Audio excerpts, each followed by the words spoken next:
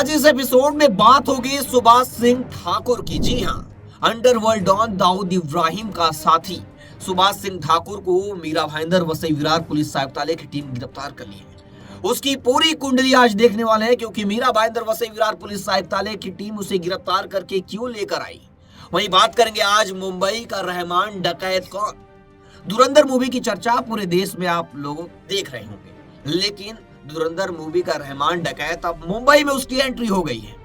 इस पर भी बात करेंगे मुंबई और उसके आसपास वसई विरार नाला सुपारा जगह जगह जितनी भी महानगर पालिका है वहां पर बने सड़कों पर गड्ढों से हो रही मौतों के बारे में, क्योंकि बॉम्बे हाईकोर्ट ने कड़ी फटकार लगाई है सभी महानगर पालिकाओं को। वहीं पर देखने वाले हैं रैपिडो, ओला और बाइक टैक्सी के बारे में, क्योंकि बाइक टैक्सी पर अब संकट है, क्योंकि ये बंद हो सकती है। इस पर भी देखेंगे। आइए देखते हैं एक एक करके सभी बड़ी खबरें। नमस्कार, मेरा नाम है ब्रजेश यादव, आप देख रहे हो मेट्रो सिटी समाचार। पहली खबर में बात करेंगे कि मुंबई का रहमान डकैत कौन है। बीएमसी समेत महाराष्ट्र की 29 महानगर पालिकाओं के लिए चुनाव की घोषणा के बाद शिवसेना, यूबीटी और महाराष्ट्र नवनिर्माण सेना के बीच सीटों के तालमेल के लिए बातचीत चल रही है, यानी ठाकरे ब्रदर्स एक साथ आने वाले हैं। मंगलवार को संजय राउत ने राज ठाकरे से मुलाकात की।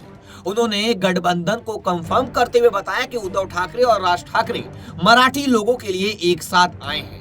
दोनों पार्टियां मुंबई, नासिक, ठाणे, पुणे, कल्याण, डोंबिवली में 7 चुनाव लड़ेगी। ठाकरे बंधु जल्द ही एक प्लेटफॉर्म पर आकर, यानी एक मंच पर आकर इस गठबंधन का ऐलान करेंगे।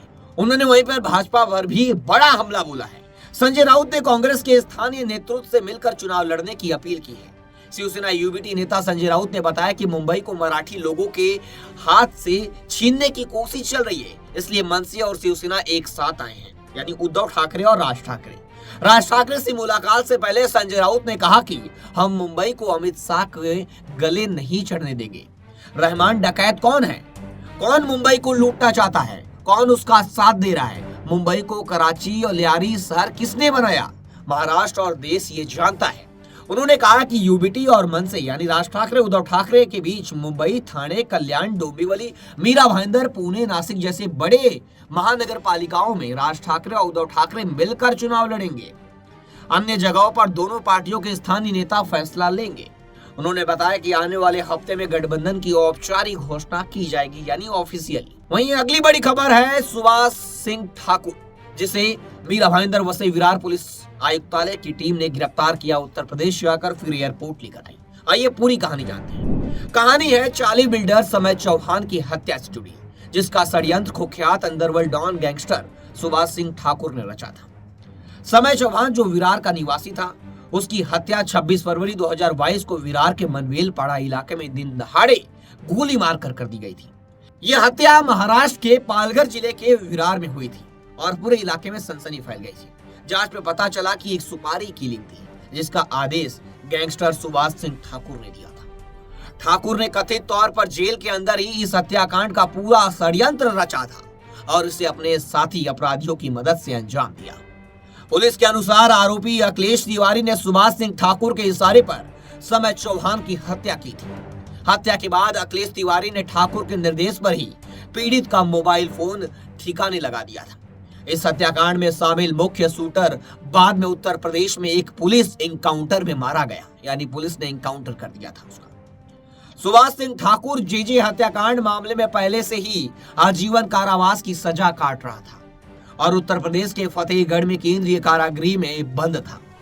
उसकी गिरफ्तारी में देरी हो रही थी, क्योंकि 2019 से वह इलाज के बहाने वाराणसी स्थित बनारस हिंदू विश्वविद्यालय के सर सुंदर लाल यानी बीएचयू के अस्पताल में भर्ती था।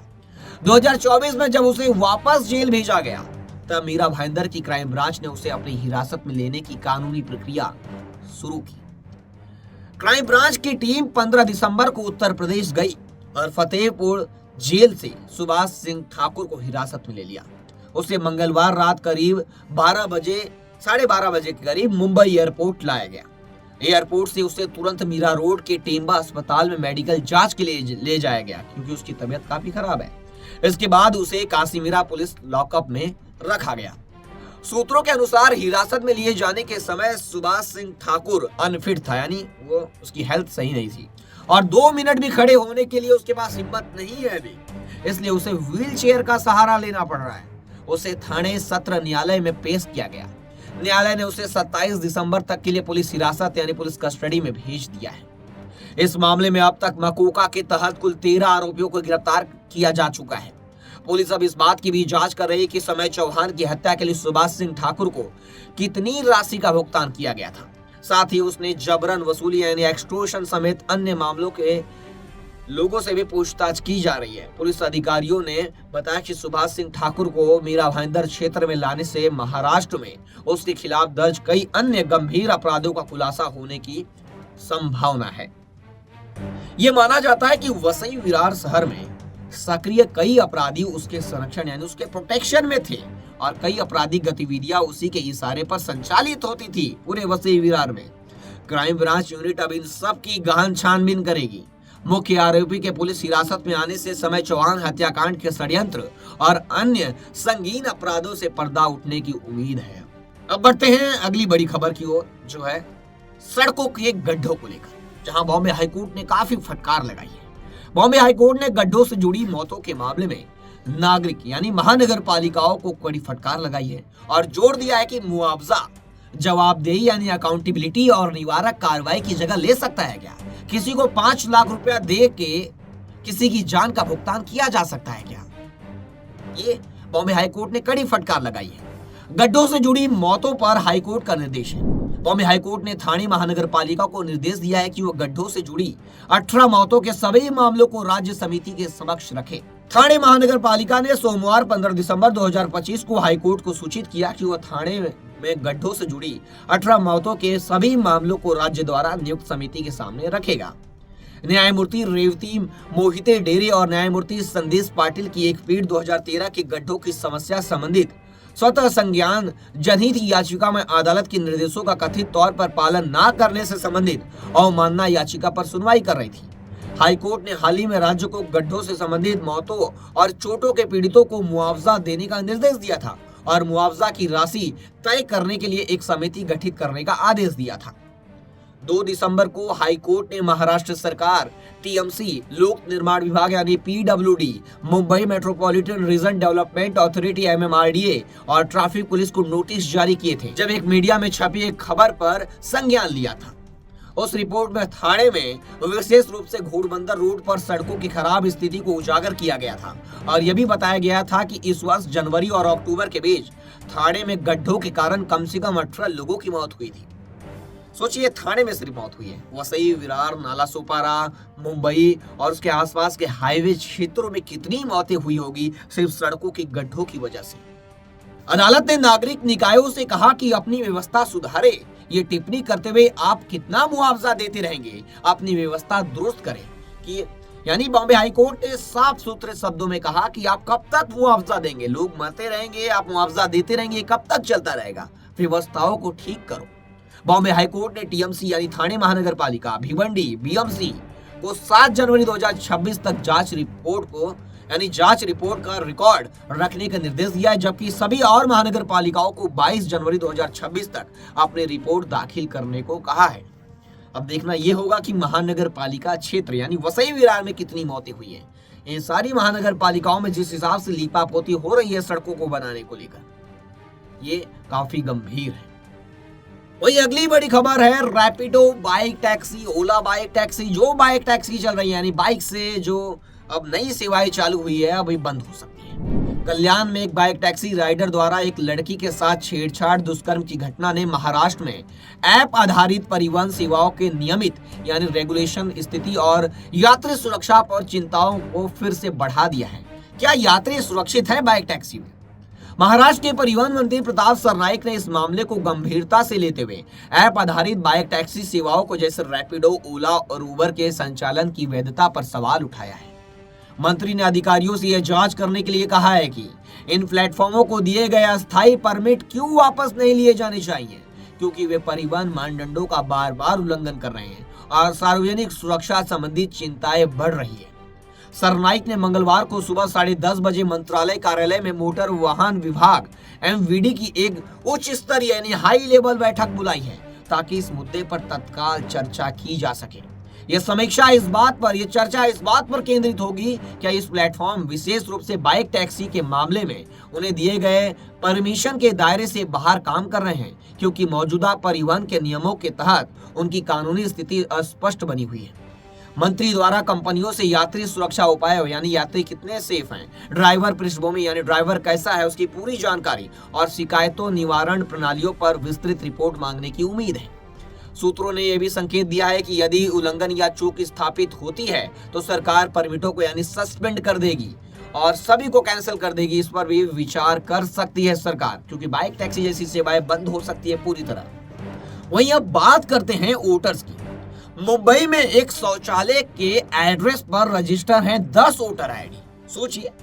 वहीं पर न्यू मुंबई कमिश्नर के घर के एड्रेस पर 150 वोटर रजिस्टर्ड है, यानी उनके घर पे क्या 150 वोटर रहते हैं? क्या एक शौचालय के अंदर 10 वोटर रहते हैं? इस पर चुनाव आयोग ने जवाब दिया है और साफ सुथरा जवाब दिया, जिससे पूरा क्लियर हो चुका है। आइए आपको समझाते हैं। पहले तो आपको बताता हूँ, 15 जनवरी को पूरे मुंबई में इलेक्शन होने वाला है। 15 जनवरी को इलेक्शन होगा, 16 तारीख को काउंटिंग होगा। पूरी मुंबई, महाराष्ट्र, वसई, विरार, जहां भी महानगर पालिका चुनाव है वहां पर होगा 15 जनवरी को। उसके बाद चुनाव आयोग के जो मुख्य चुनाव आयुक्त हैं दिनेश वाघबरे ने कहा कि हम सेंट्रल इलेक्शन कमीशन के वोटर लिस्ट का इस्तेमाल करेंगे। हम इस चुनाव में 1 जुलाई 2025 तक का लिस्ट का इस्तेमाल करेंगे, यानी 1 जुलाई के बाद जो भी वोटर आईडी बनाया होगा वो शायद इस चुनाव में वोट नहीं दे पाएगा। और चुनाव आयोग ने कहा कि हम इस लिस्ट में डुप्लीकेट वोटर्स मिले हैं और उस पर एक्शन लिया गया है और क्लियर कर लिया गया है। आइए बताते हैं, न्यू मुंबई म्युनिसिपल कमिश्नर के घर में 150 वोटर्स दिखाए गए थे। उन्होंने इन्वेस्टिगेशन में जो सामने आया, यानी चुनाव आयोग ने बताया कि जो सामने आया, वाघबरे ने कहा कि मामले की जांच की गई। जांच में पाया गया कि वोटर के पते में जो सेक्शन एड्रेस लिखा था, सेक्शन एड्रेस वोटर का असली पता नहीं है, बल्कि घर के पते का एक लैंडमार्क है। यानी जो वहां पर जो घर था वो लैंडमार्क के तौर पर यूज किया गया। इसलिए वही टॉयलेट वाली बात क्लियर करते हैं। टॉयलेट में 10 वोटर रजिस्टर्ड थे। एक शिकायत ये भी थी, नवी मुंबई म्युनिसिपल कॉर्पोरेशन इलाके में एक टॉयलेट है जहां 10 वोटर रजिस्टर्ड है। इसकी भी जांच की गई। जांच में पता चला कि जिस बिल्डिंग में टॉयलेट था उसके पहले और दूसरे फ्लोर पर लोग रहते थे। टॉयलेट का पता इसलिए दिखाया जा रहा है क्योंकि वे लोग ऊपर वाले फ्लोर पर रहते थे। चुनाव आयोग ने इन दोनों मामलों में साफ किया है कि पते में कंफ्यूजन टेक्निकल वजहों से था। वोटर रजिस्ट्रेशन में जानबूझकर कोई गलती नहीं की गई है। अब तो चुनाव आयोग ने पूरी तरह स्पष्टीकरण इन दोनों मामलों पर दिया है। इस पर आपकी क्या राय है? कमेंट करके जरूर बताएं। और इस खबर को आप कहां से देख रहे हैं? वसई, विरार, मुंबई यानी एमएमआर रीजन, भिवंडी, मुंब्रा, थाने, गलवा, कहां से देख रहे हैं? कमेंट करके जरूर बताइए। वहां की खबर लेने का हम प्रयास करेंगे। और मेट्रो सिटी समाचार को फॉलो कीजिए, सब्सक्राइब कीजिए। फेसबुक पर देख रहे हैं, इंस्टाग्राम पर देख रहे हैं तो फॉलो कीजिए। फिर मिलूंगा कल एक नए एपिसोड के साथ। तब तक के लिए जय हिंद। हमारी खबरें आप लोगों को कैसी लग रही है इस पर भी फीडबैक जरूर दीजिए।